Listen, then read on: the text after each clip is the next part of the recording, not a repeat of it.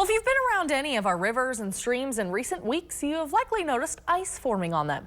As temperatures warm, this ice could be the source of increased flooding issues. Using 3D technology, meteorologist Mitchel Coombs explains the causes, impacts, and Montana history of ice jams.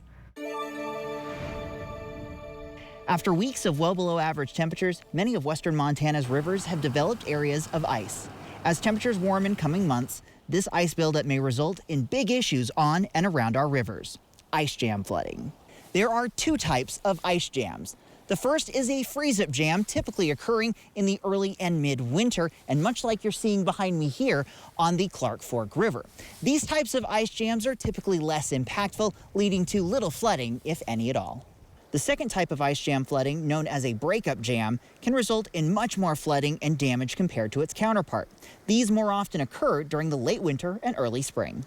These develop when warmer weather breaks river ice apart. As this occurs, the ice flows are carried downstream by the river's current.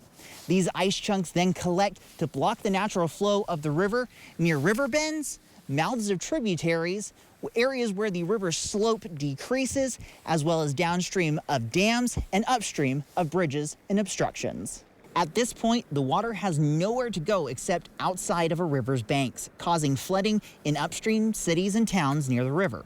If a sudden break in the ice jam occurs, the flooding can quickly transition downstream.